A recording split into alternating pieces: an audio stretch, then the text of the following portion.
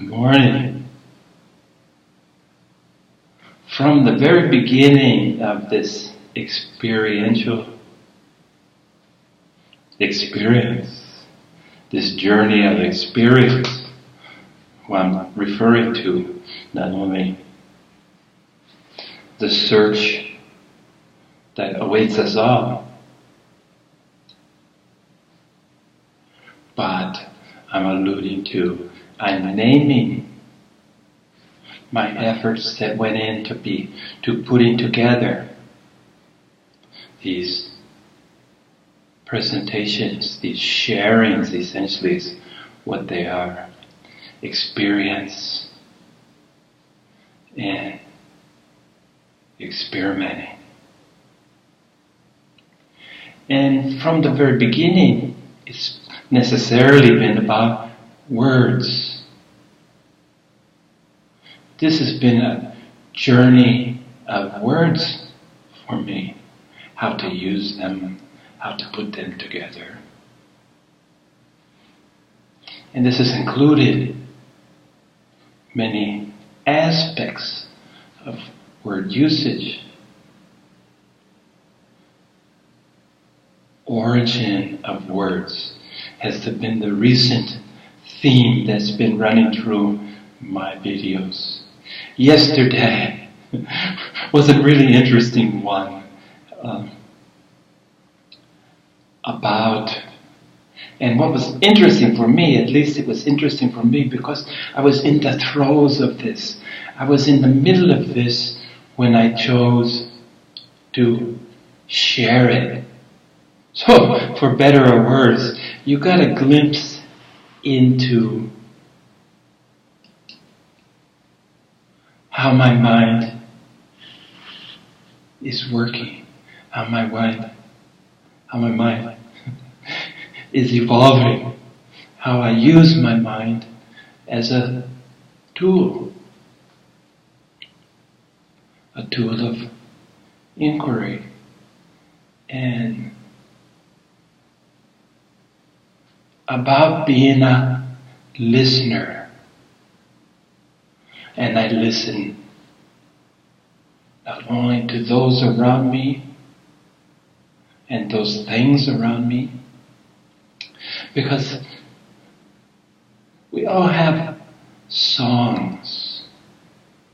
We all have our own songs.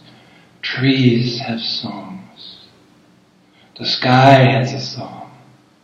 The ocean certainly sings to me. And all of us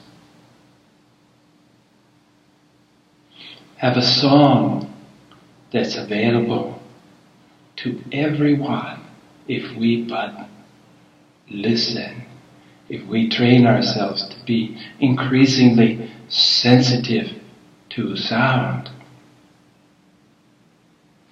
And the sounds have been evolutionary for me. And the universe has the most sacred song of all. And each of us contributes our song to the organic whole of the universe. So this concept of silence is silence, the absence of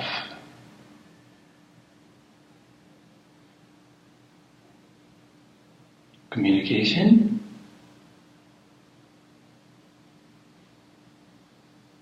or is silence somehow more inclusive? Well, it's hard to imagine that silence would block out our songs.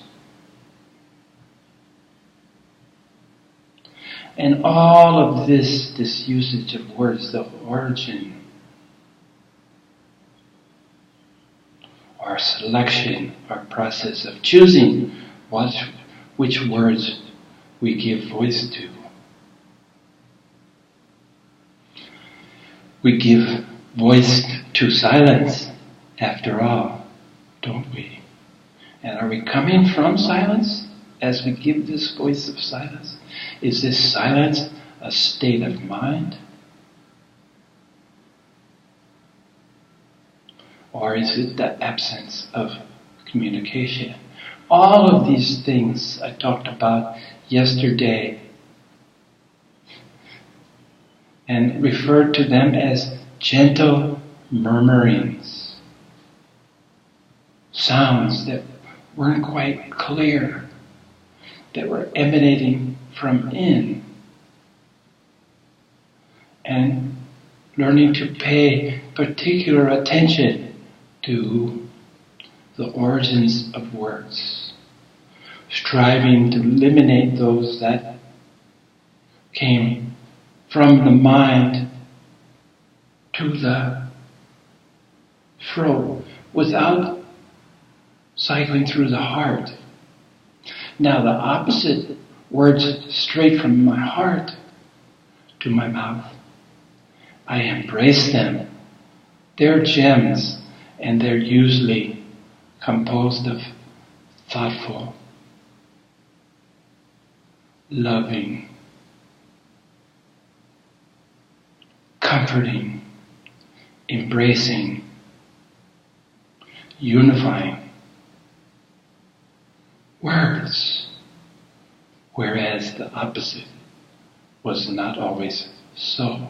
For me, personally, I know that the words from here need to be tempered from here. So, in the search for silence, I embrace words as evocative pointers. If you ask me, what are words? Well, sound. But the purpose of words, as I'm growing into, is that they are evocative pointers. They invoke within a longing of rediscovering what we've always known, rediscovering a longing to dwell completely in the condition that's real for all of us, by eliminating illusory, by shedding our skin as snakes do, to come into the world as slightly different beings. So if you think of these like a snake sheds the skin so that in the process of growth, so too we shed the encumbrances that we've accumulated as self-defense, outer directed influence, and our attempts to find our place in the world, our attempts to discover our uniqueness, what makes us different than. These things are shed just as the snake wiggles out of its useless skin, having already grown new skin to replace the old. So, evocative pointers evoke for us that calling, that yearning, that deep understanding that the road of discovery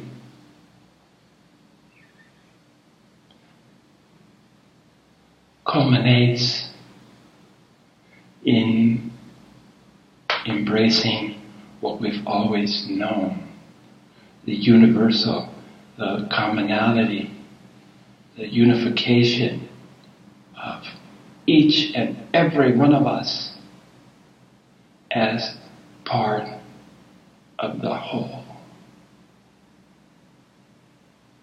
So to be evoked, to hear the calling, for me has been the song of the universe, the sounds around me. And I bring those sounds to my center to add to my understanding of silence and what silence leads to: clarity. Part of this process of embracing silence, not by eliminating sounds. It's been quite the opposite for me, to add communication, to appreciate the communication that is in the seed of silence.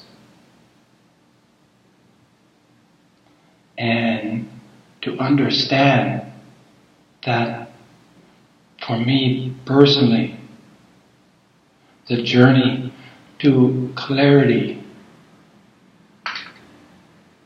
is not through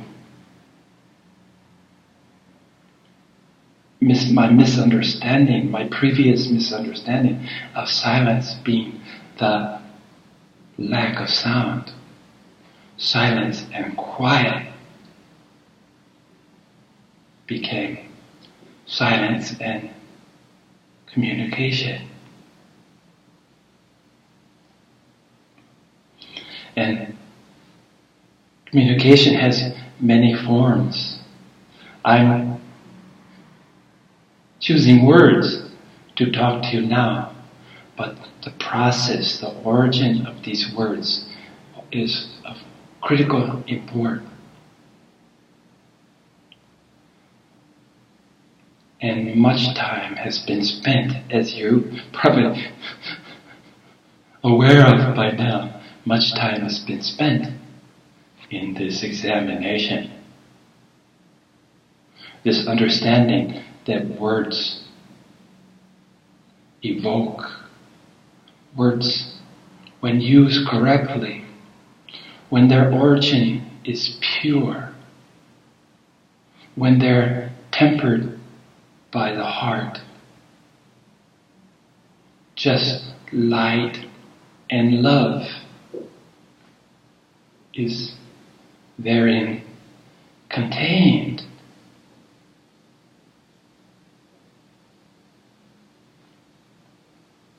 And this came to me in murmuring, unclear whispering, which called for focusing more and more on the careful act of listening.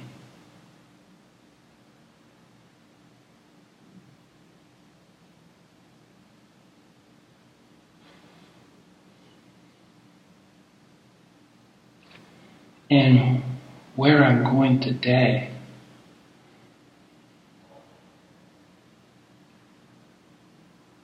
seeing words as evocative pointers. Now the source of these words, internal, and those that are fortunate enough to have found someone to offer guidance on our personal journeys. these people, teachers, gurus, masters, mystics, are just wise friends, better yet, use communication, whether it's vocalized, whether it's sounded out, whether it's shaped by the journey from the throat to the mouth, or nonverbal communication. Communicating through the ways that we live our life. Well, this kind of communication necessitates being near enough to these beings to soak in, to observe, to notice their nonverbal communication, which is just simply being. There's really no better way to point the way than being the way, but then by becoming the way. And to do this in humility, to do this without the sense of importance, to embrace the ordinary. Because what could be more ordinary than a condition that everyone shares? And this condition is that we're part of all there is. Not only all there is, but all there could be or should be. The conditional tense again. Maybe it can be useful from time to time, but it's the exclusiveness. Just by the act of thinking that you're special,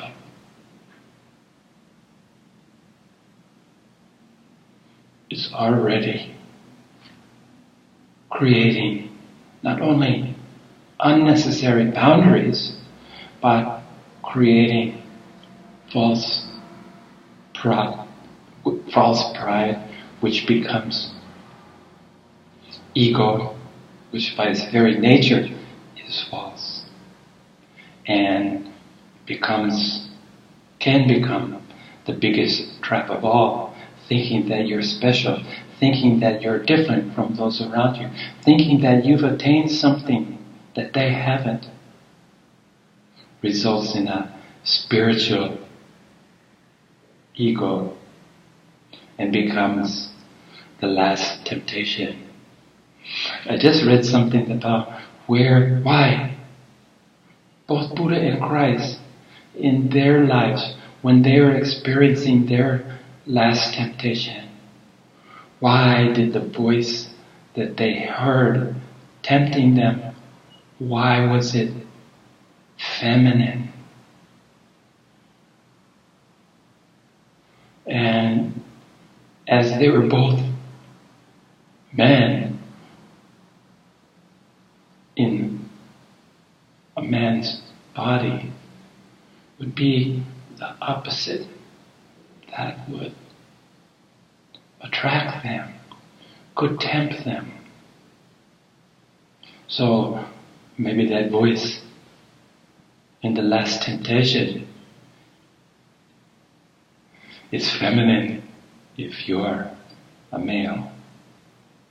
And perhaps it's a male, it's a masculine voice if you're a female. But this is a concept of opposites. And we already know male and female polarity. But each contain the seeds of the other.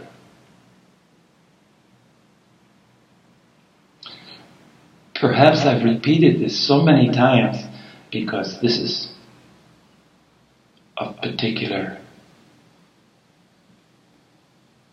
interest.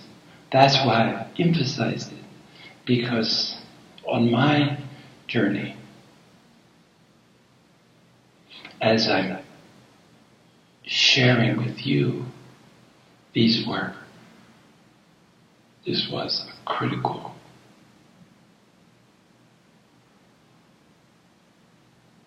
area of contemplation.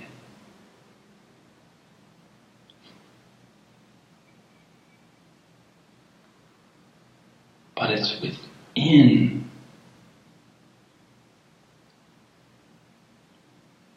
words. It's within communication.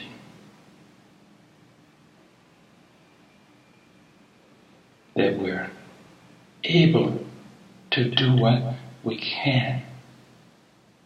Assure each other, assure ourselves of our ordinariness, to try to put it as simply as possible, that we want nothing more than all of us to awaken to what we've always known, to recognize that condition dwelling within that is waiting to evolve and to include, embrace all of us. So I feel that I've looked at silence and shared this examination of silence well enough to proceed with that elusive concept of clarity.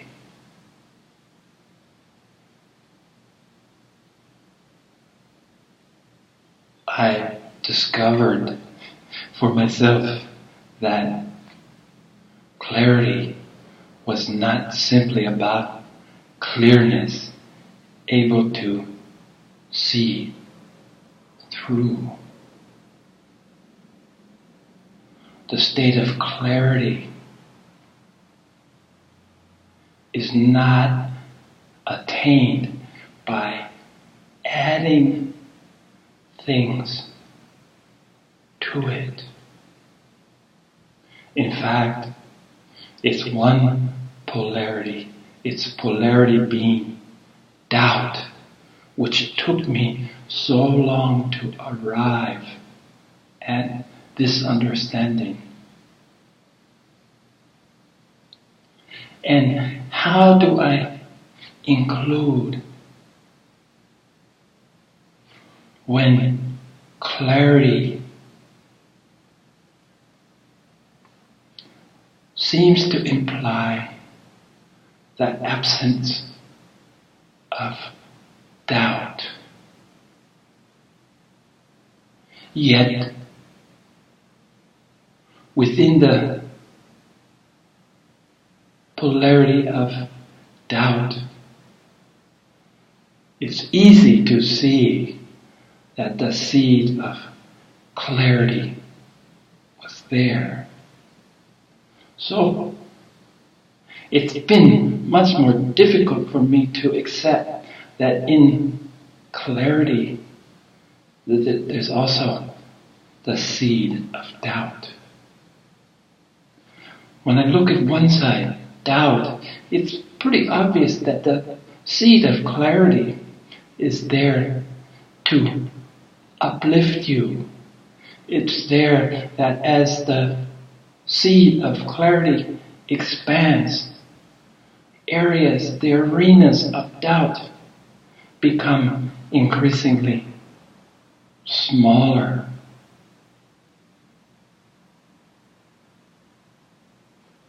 And you can see that the reward from the blossoming of doubt, the life cycle of doubt, hope, progressive hope, clarity will progressively become a bigger and bigger part. Now, how does that hold true on the other side of the polarity?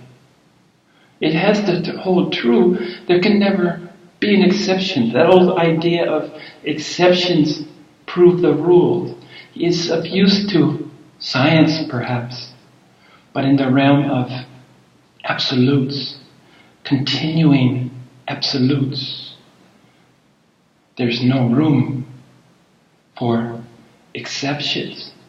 So more time had to be put in this idea that clarity has the seed of doubt within it.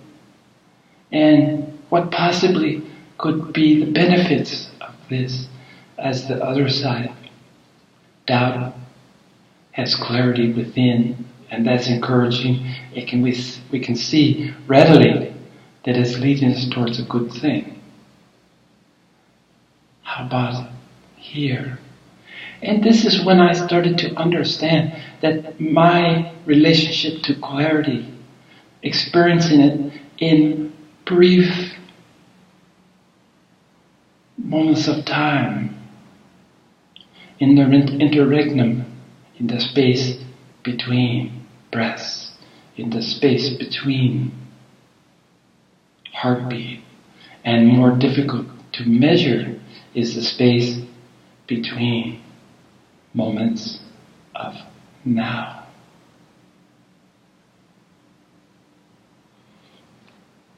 So the seed within clarity,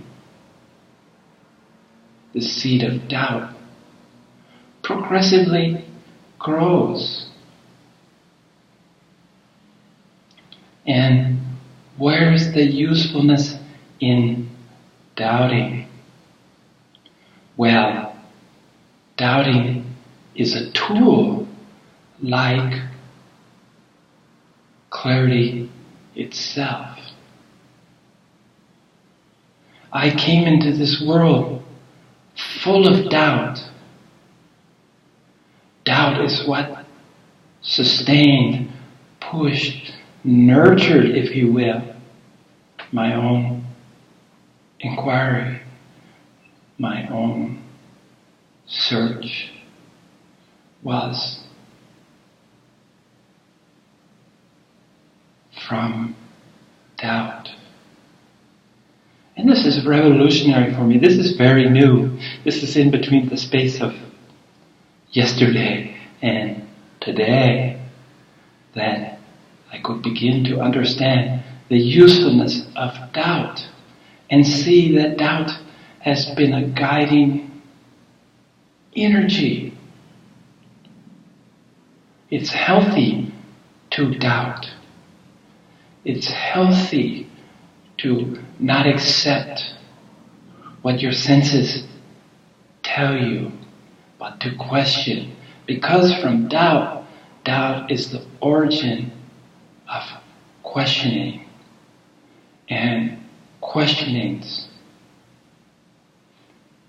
are our tools